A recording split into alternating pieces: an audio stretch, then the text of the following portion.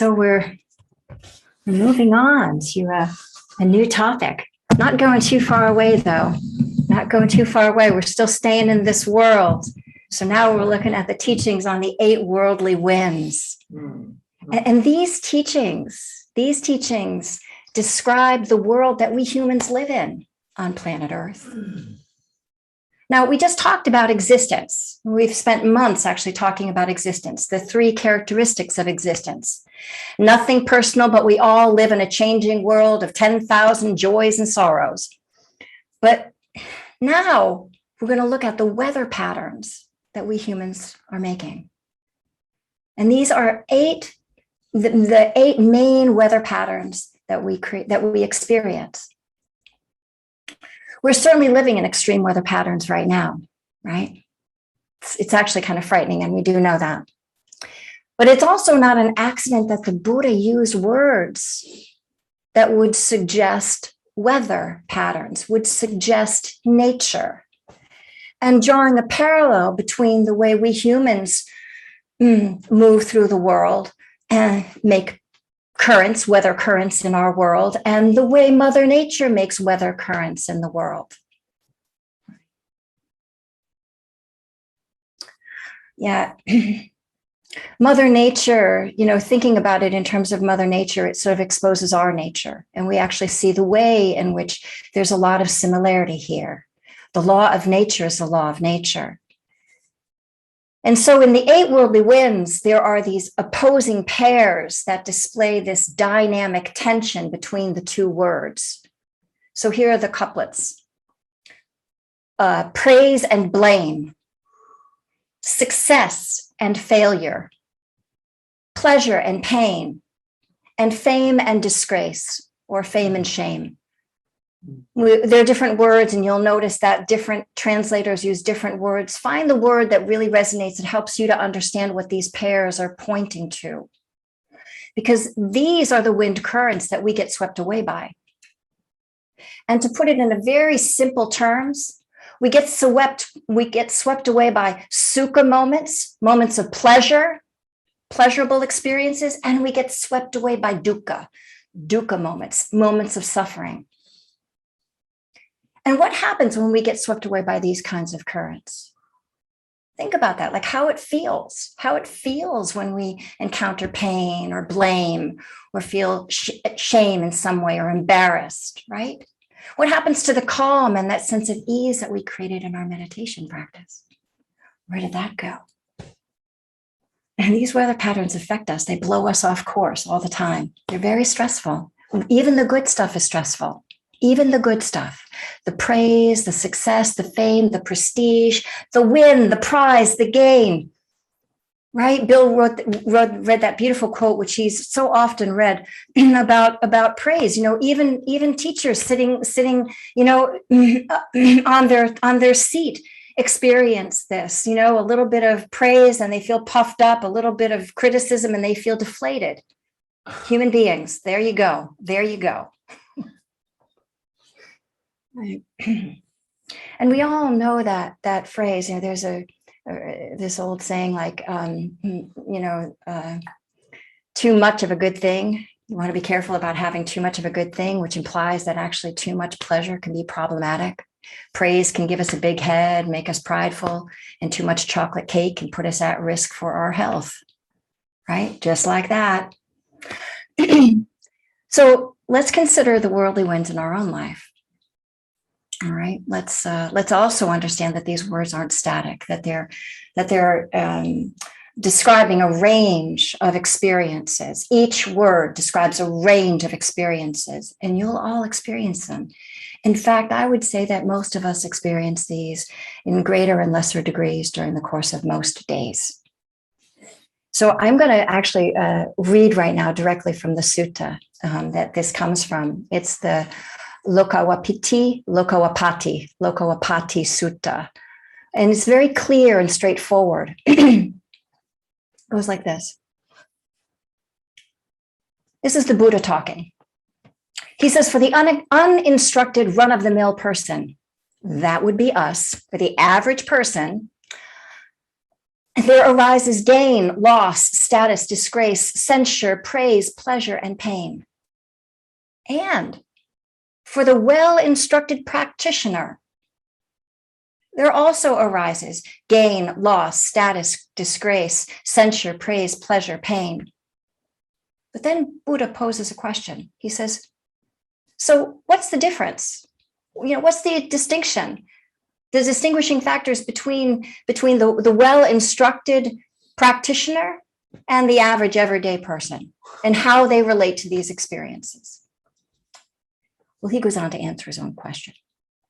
He says, gain arises for an average person, and the person doesn't reflect, gain has just arisen for me. The person doesn't reflect, it is inconsistent, stressful, subject to change. Sound familiar? Those are the three characteristics of existence we've been looking at for the past few months. He does not discern that, right? And then loss arises, status arises, disgrace, censure, praise, pleasure, pain arise. And he does not, the average person does not reflect, pain has arisen for me. It is inconsistent. It will not last. Yes, it is stressful. I will not add another log on the fire. And it is subject to change. No, I do not have to get identified with it, but it is about paying attention to the pain and giving it kind attention. He does discern how it actually is, or does not discern how it actually is. The average person remains consumed with gain, fixated, burning with pain. The mind remains consumed with loss, with status, disgrace, censure, praise, or pleasure. The mind remains consumed with pain. The average person welcomes the arisen gain and rebels against the arisen loss. He welcomes status. The average person welcomes status. The average person rebels against disgrace.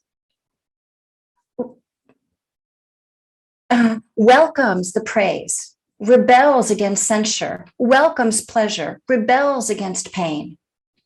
And thus, this person is engaging in this welcoming and rebelling. There's no releasing of the tension, right? This is how the average person relates to these conditions. But then he goes on to say, but the well-instructed practitioner, reflects, gain has arisen in me. I just won something. Oh my goodness, how exciting. It is inconsistent though, it's stressful and it's subject to change. I better not hang my hat on that win. He discerns it accurately. Loss arises, status arises, disgrace, censure, praise, pleasure arises, pain arises, and he reflects, the person reflects.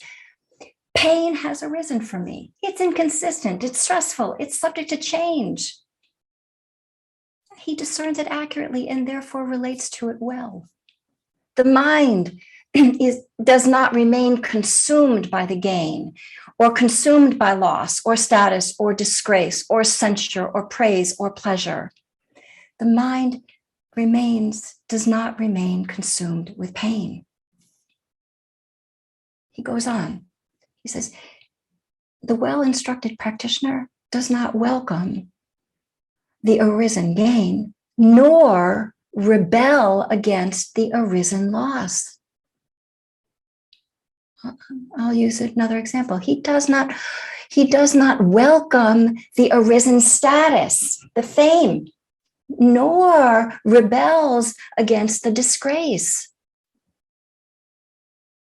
Do you see? There's no pushing and pulling. There's no pushing and pulling. Equal attention to whatever's arising. The pleasure, the pain, the gain, the loss. Equal attention for the practitioner. This is the difference, Buddha says. This is the difference, the distinction. Noticing how the well-instructed disciple relates to this experience, to these experiences, and noticing how the average person relates to these experiences. And again, you and me, we're the average folk. We're the average folk. We get caught up in this pushing and pulling. And what is the remedy? Well, the Buddha's suggestion is the remedy is the practice itself, the practice of the middle way, which is to navigate the shores of extremes, navigate through them as best as we can, not grasp after what's pleasant and not push away what is unpleasant. And that's practice. That's practice. I mean, the first order of business is actually to notice what's going on. So this is actually what we're going to practice today, is begin to just notice when sukha is present. That is all of the pleasant experiences, when pleasure is around, when praise is around, when we feel good, when things are going our way, when we're happy, when all is well, right?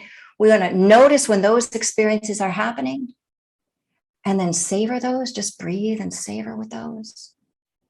And then notice when dukkha arises. And that may take a little bit because sometimes we're down the road a bit with the story before we notice. But notice when the dukkha arises. Notice the reactivity. Notice the resistance. And just like a dear friend would, just like a wise elder would, no resisting, no fuss, no muss, just a gentle, oh my goodness, darling, let's see what we can do to smooth things out and see what we can do to let go of some of the dukkha. The wise elder would say that. And the wise elder would ask you to really pay attention to those things that are going well and to savor them. So this is what we'll do in our practice today. When the sukha's around, we savor. When the dukkha's around, we soothe. Okay. That's enough for now. Thank you for your kind attention.